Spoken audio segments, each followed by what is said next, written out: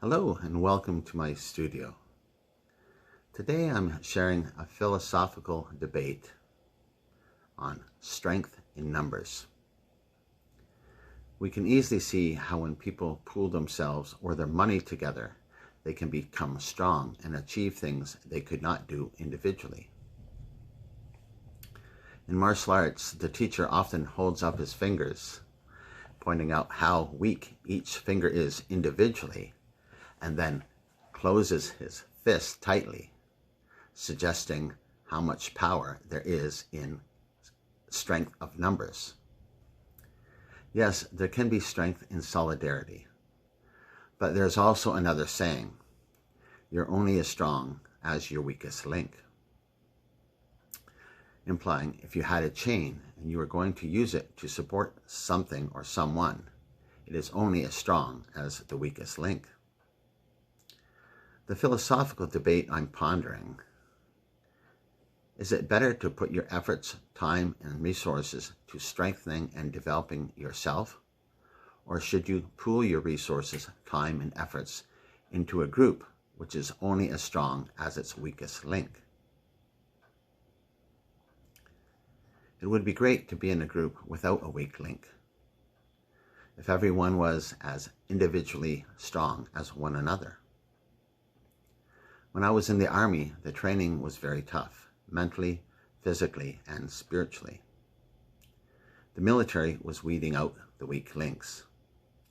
How they did this would not be acceptable in our civilian society. All of your training was in a group.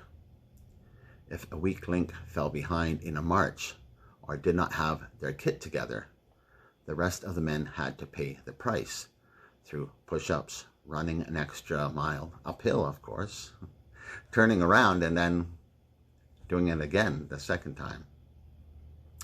Or they would have their privileges restricted.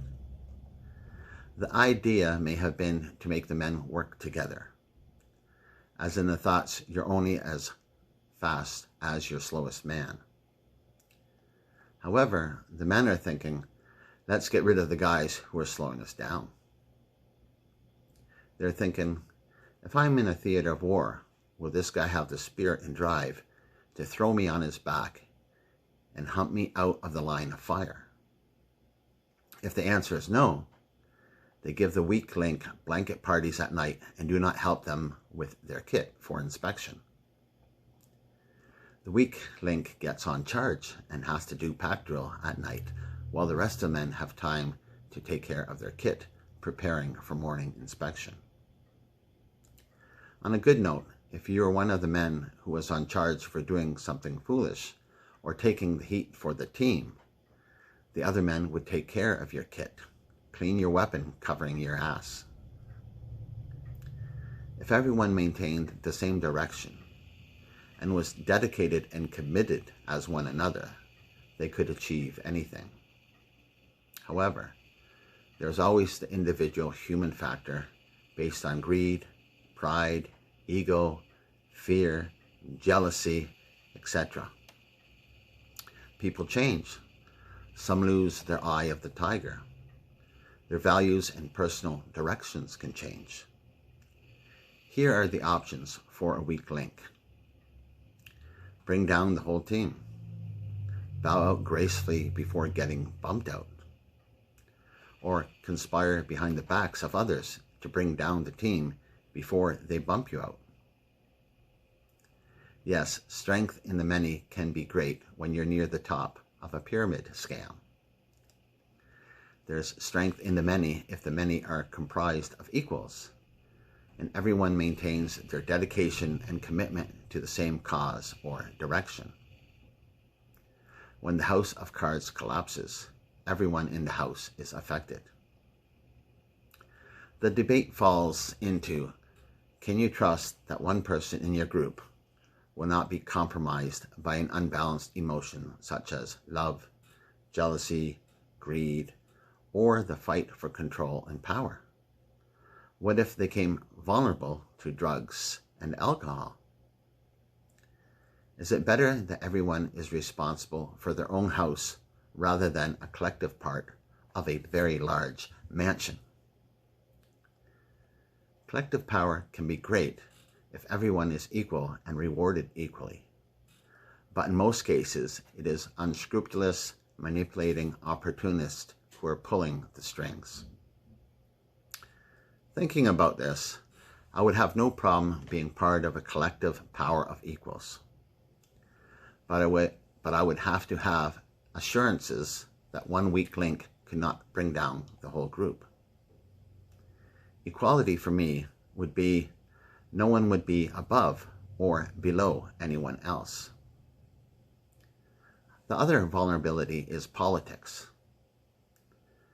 There always seems to be an inner group struggle, personality clashes, smaller groups forming within the group, like in the TV series Survivor. My thoughts are, we can all be corrupted from one point or another throughout our lives. In the end, will you be fine bringing down your group? Will you be fine with the possibility of each member of your group bringing down the group?